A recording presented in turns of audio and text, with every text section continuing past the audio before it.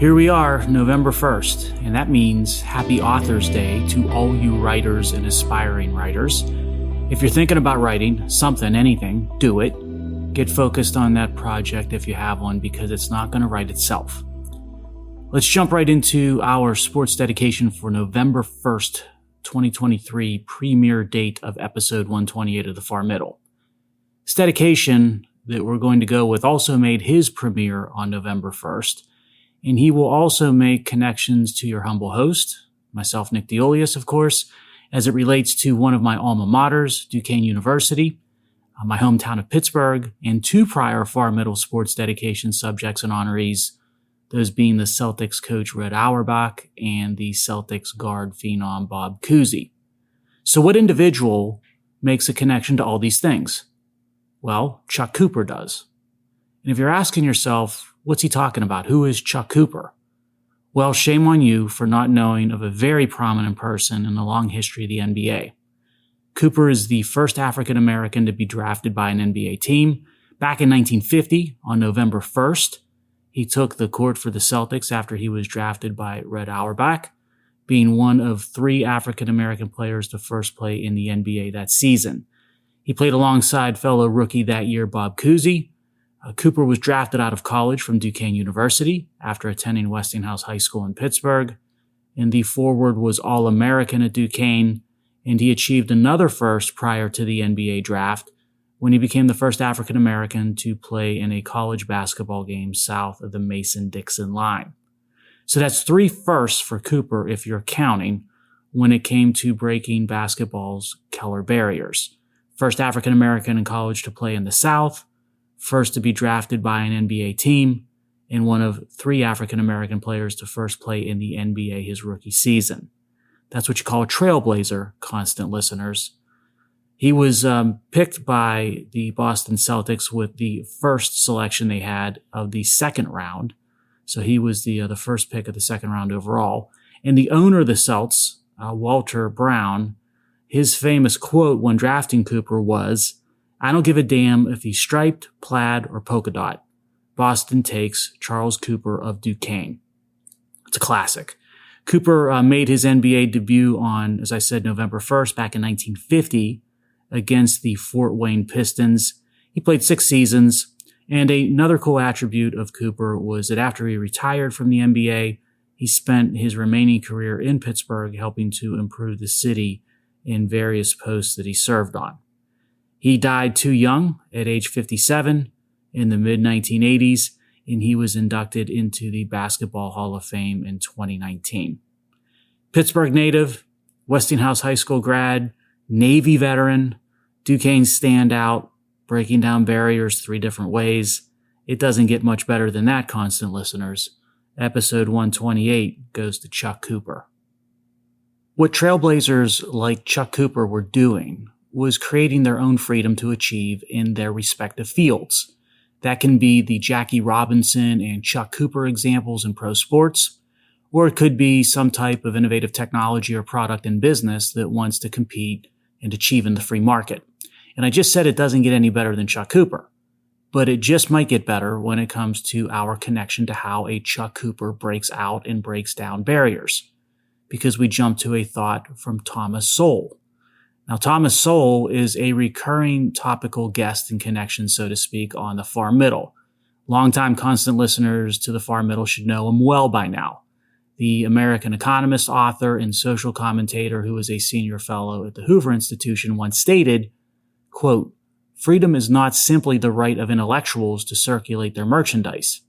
It is, above all, the right of ordinary people to find elbow room for themselves and a refuge from the rampaging presumptions of their betters."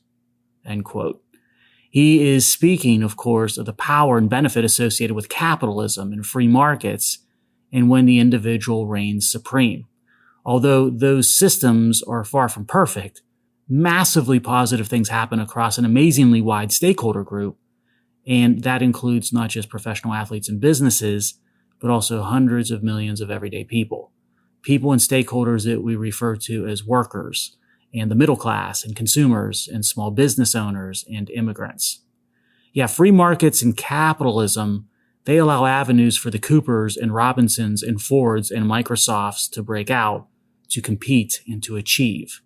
And also to fail, because allowing failure, that's part of the deal in such an individual-focused system of a free market or capitalism. If you think I might be overstating the importance of capitalism and the benefits of the free market and the private sector, let's make a connection to the following data. Let's start with time frame. Adam Smith publishes the epic Wealth of Nations the same year our nation declared independence in 1776. Now, since 1776, when Wealth of Nations laid out the concept of free markets and capitalism, and at the same time the experiment that was to be known as the United States first started to take shape. If you stretch from 1776 then to today, consider what's transpired over the same time that capitalism, individual rights, and the free markets have expanded globally. Let's look at population. Population globally has increased 11-fold, from 600 million then to 8 billion today. Life expectancy, it's nearly doubled. Atmospheric carbon dioxide, that's also doubled, which correlates, by the way, to energy access and utilization, which are prerequisite to better quality of life for humans. Now, Thomas Sowell takes these global trends and data, and he drills down into the more market impacts on the developing world. So check out what he says when it comes to the developing world with respect to economic freedom. Quote, when India and China, historically two of the poorest countries in the world, began in the late 20th century to make fundamental changes to their economic policies, 20 million people in India rose out of destitution in a decade, and more than 1 million Chinese per month rose out of poverty. And then he continues, things like this are what make the study of economics important, end quote. Yes, and the study of economics, along with the trial and error in the real world of different systems, those things have shown over and over that a free market capitalistic system that protects individual rights is the superior system. And it's not even close, constant listeners. But I've got some bad news, which I would like to make a connection to. Because despite the overwhelming data over centuries that prove the superiority of capitalism, the left continues to make concerning inroads across societies and economies, rolling back all that hard-earned progress in the process. Today, the popular trend is toward omnipotent government, which is a term I'm going to sprinkle throughout the remainder of this episode, almost using it as a theme, I suppose, and what some might call the nanny state. What I reference in my book, Precipice, The Left's Campaign to Destroy America, as the deep state. Deep not as in secret, but deep as in the bureaucrat being embedded in everything everywhere these days, as in deeply entrenched. Yeah, today government manufactures problems and then prescribes solutions to the manufactured problems as being in the form of more government. Think about that. The bureaucrat makes things worse by reversing progress of the free market and competition and capitalism.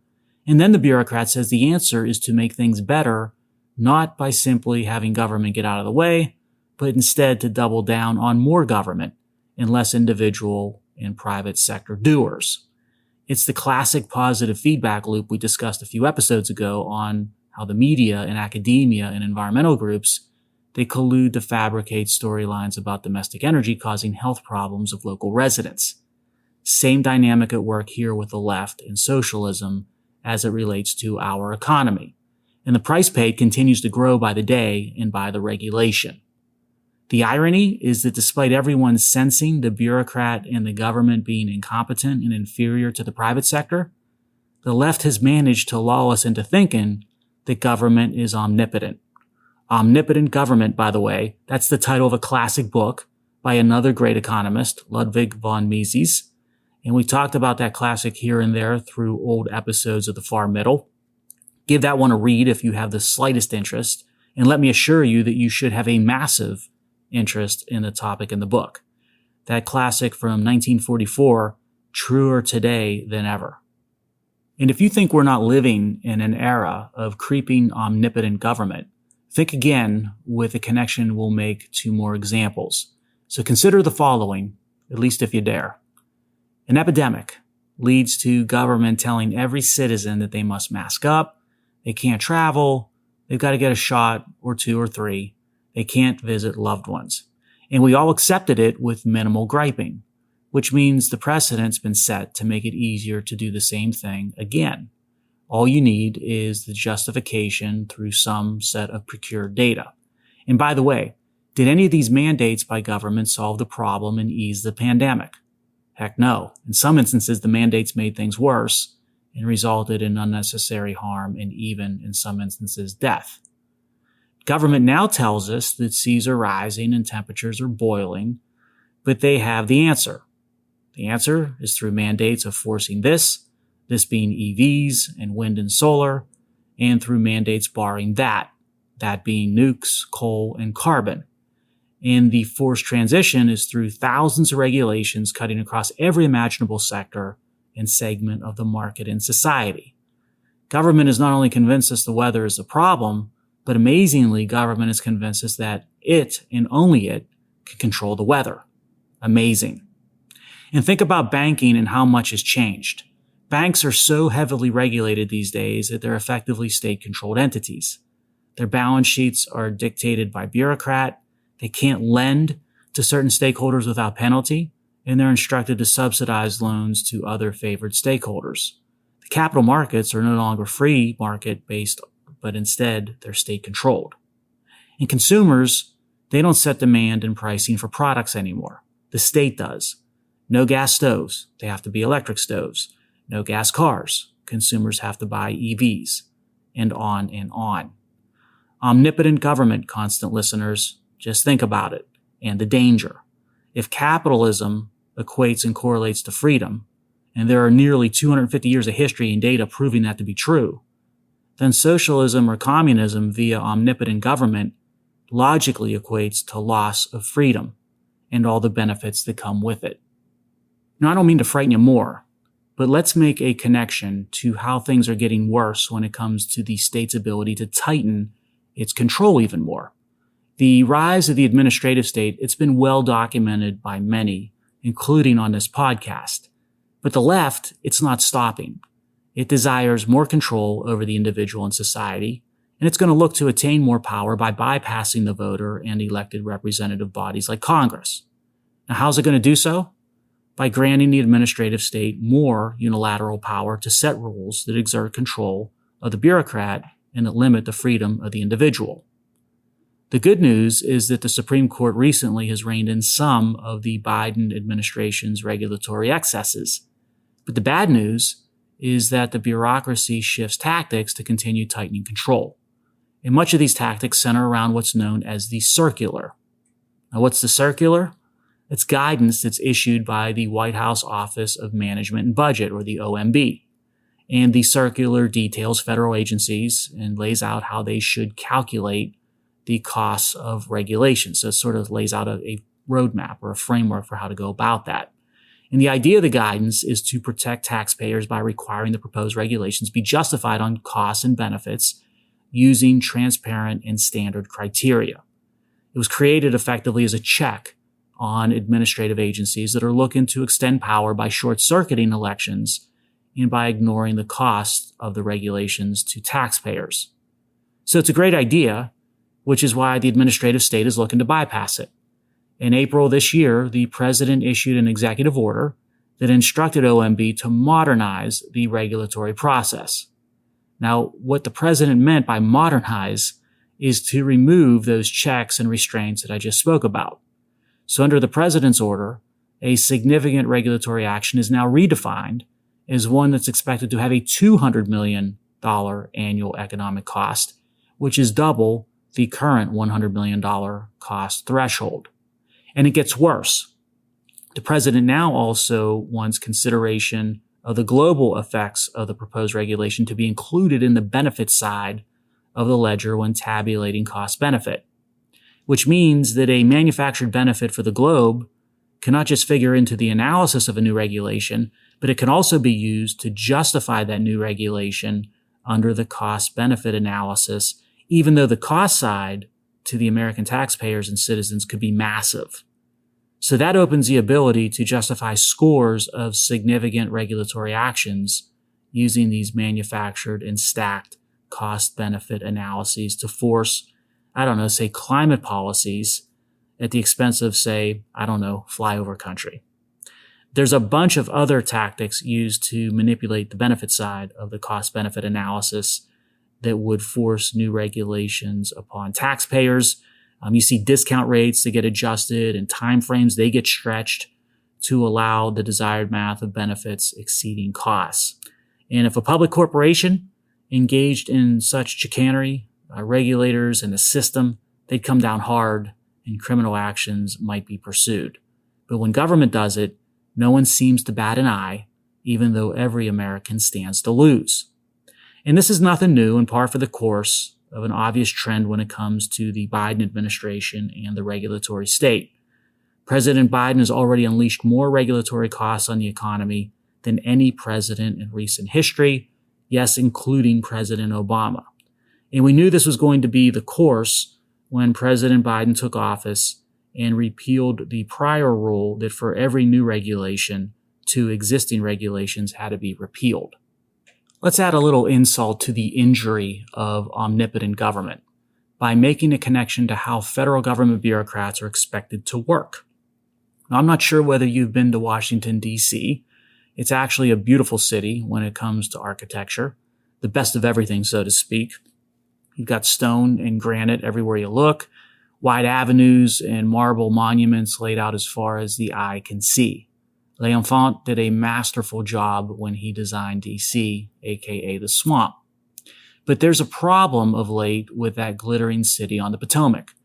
There are almost 300,000 federal bureaucratic employees in Washington, and most of them don't even have to show up to work today. Those awesome buildings, they're largely empty. Still, despite the COVID crisis being long, long gone. Now, there was a post-pandemic report by the Government Accountability Office, the GAO. And by the way, is government accountability an oxymoron these days? I'm not sure. Anyway, the GAO report from this summer said that of the 17 federal headquarter buildings that were surveyed, the occupancy rate was at 25% or less of capacity.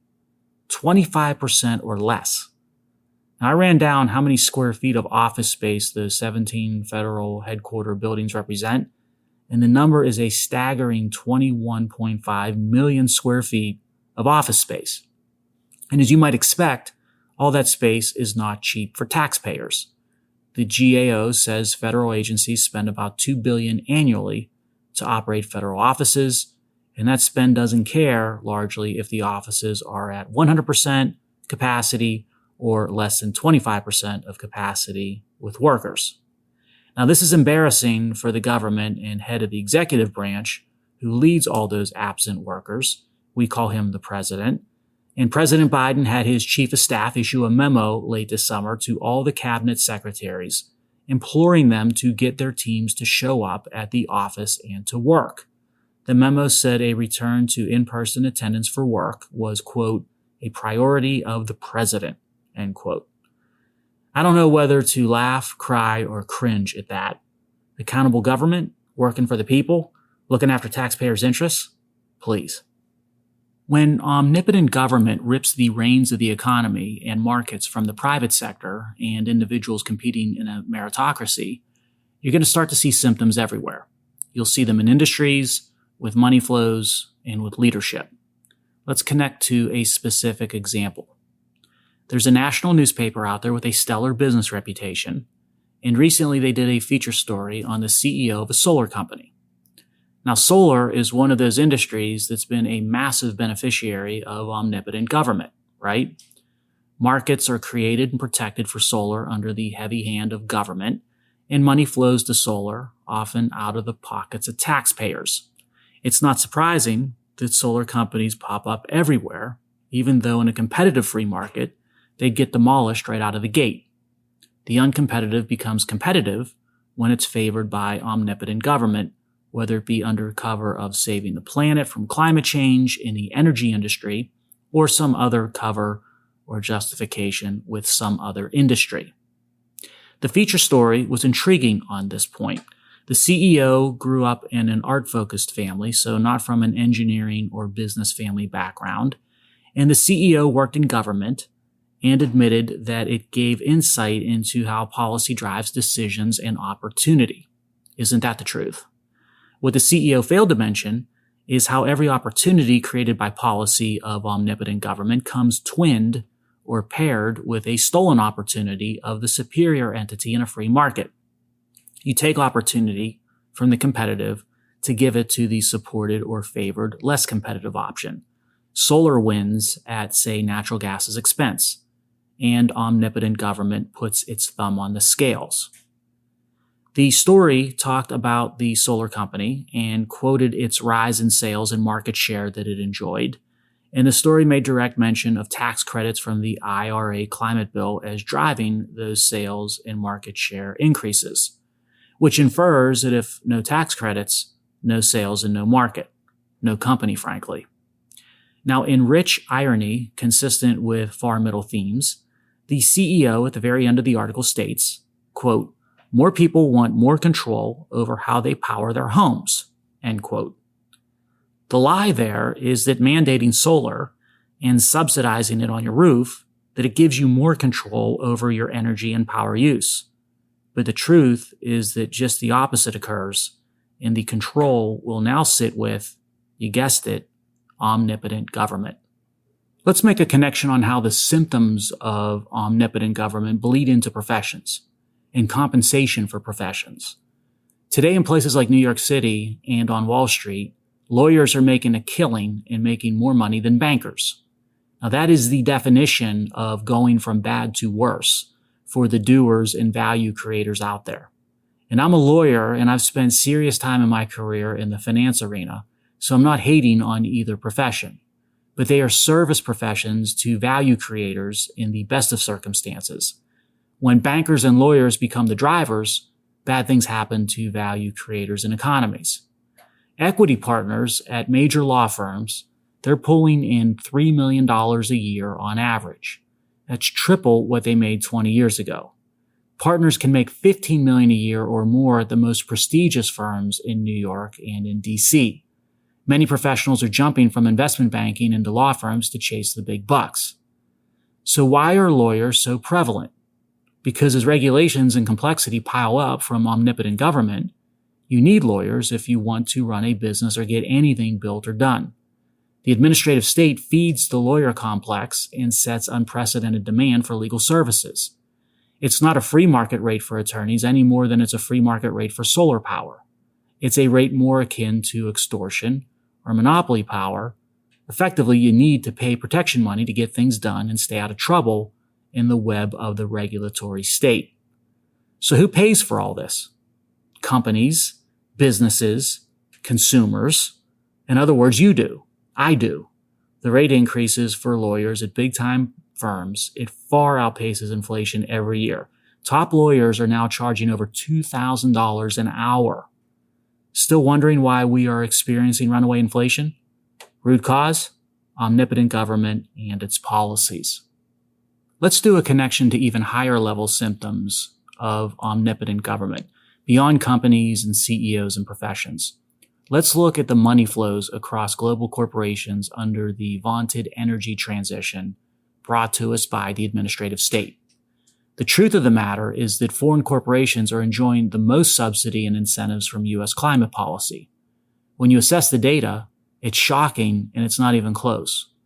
A recent analysis I came across listed the top 10 EV and battery plants that have been announced since the IRA climate incentives.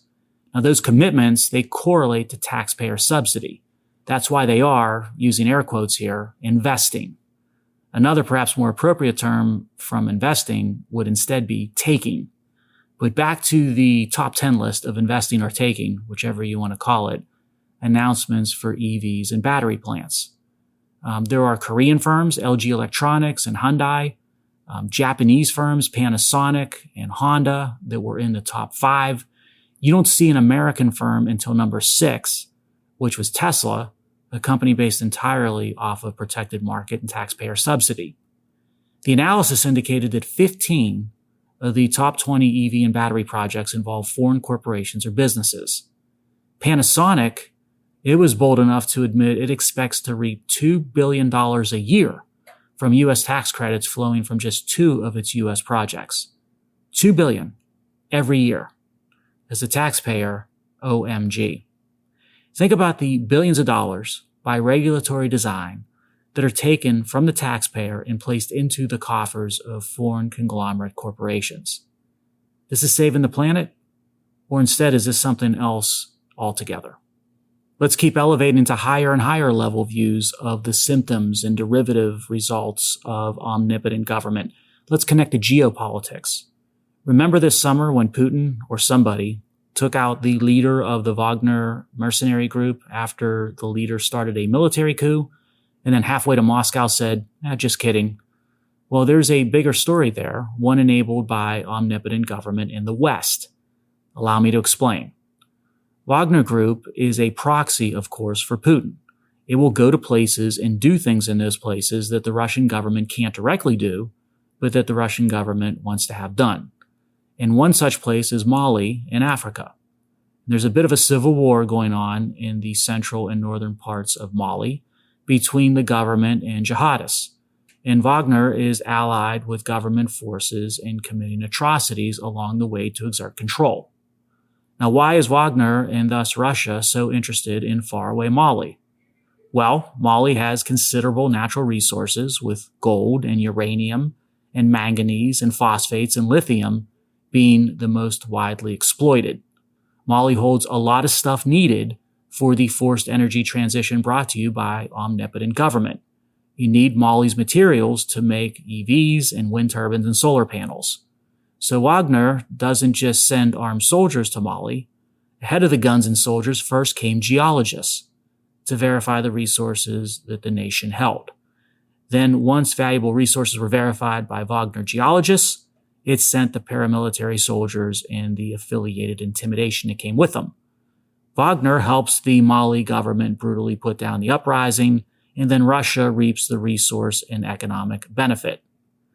What incentivizes this series of events and behaviors, it's not the Mali government, not really. That's a small-time player. And it's not the Wagner Group. Nope, brutal murder for hire racket, that's all that Wagner is. Putin and Russia? Not really, they're just reacting to the root cause. The creator of the pain and mess in Mali is none other than omnipotent government in the EU and US and Canada, all of which via regulation and policy crush the free market and the superior, and they force the state-controlled economy in the inferior. Since Mali holds resources needed for the inferior and state-controlled economy, it becomes a pawn where its people end up paying a huge price. And that's been the story of Africa for centuries, hasn't it? I suppose omnipotent government is just a new version, more brutal chapter of colonialism under the pleasant camouflage of green energy. Did you enjoy the run of connections this week? All tie into that central theme of omnipotent government. Yes, read von Mises's classic by the same name. You'll be pleased that you did.